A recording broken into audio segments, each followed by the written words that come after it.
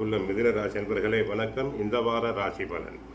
மிதுன ராசி என்பர்களுக்கு ராசியில் செவ்வாய், தங்கள் ராசியிலேயே செவ்வாய் இருப்பதால் டென்ஷன் அடைவீர்கள்.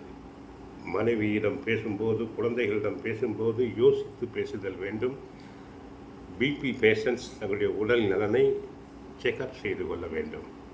அடிக்கடி டென்ஷன் ஆவீர்கள் ராசியில் செவ்வாய் இருப்பதால். முன் கோபம் அதிகரிக்கும், பேச்சில் சூடு பறக்கும். 2ஆம் இடத்தில் சூரியன், புதன், குரு இருப்பதால் பல வரவுகள் அதிகரிக்கும். 2இல் சூரியன், அதுவும் பேச்சில் அனல் பறக்கும், கனல் தெரிக்க பேசுவீர்கள்.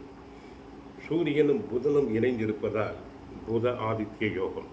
சிலர் உயர்கல்விக்காக வெளி மாநிலங்கள், வெளிநாடுகளுக்கு சென்று வர வாய்ப்பு உண்டு.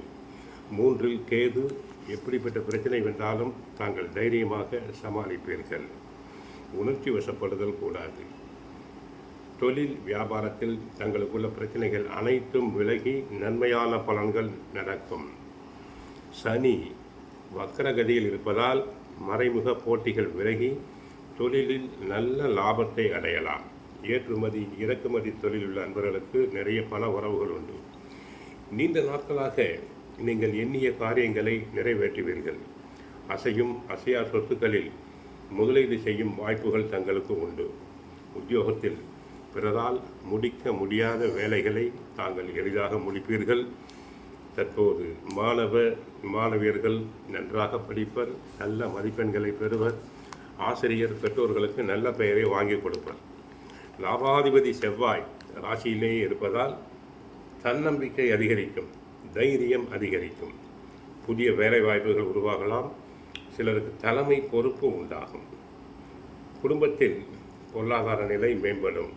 சேமிப்பு அதிகரிக்கும். வியாபாரத்தில் நல்ல லாபம் கிடைக்கும். சிலருக்கு புதிய ஒப்பந்தங்கள் கையெழுத்தாகலாம். புதிய நட்புகள் பயனளிக்கும். குழந்தை இல்லாத தம்பதிகளுக்கு நல்ல முறையில் குழந்தை பாக்கியம் கிடைக்கும்.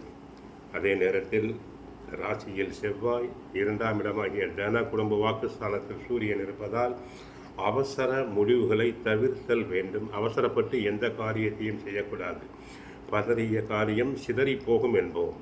கோபம் காரணமாக நண்பர்களிடம் கருத்து வேறுபாடு ஏற்படலாம். சிறிய காயங்கள் ஏற்பட வாய்ப்பு உண்டு. தேவையற்ற ஆடம்பர செலவுகள் ஏற்படலாம். சிலருக்கு கண் பல் சம்பந்தமான உபாதைகள் வரலாம். மற்றபடி பிரயாணம் செய்யும்போது பொருட்களை கவனமாக பார்த்து கொள்ளுங்கள். பிறருக்கு வாக்குறுதி கொடுக்கும்போது யோசித்து கொடுங்கள்.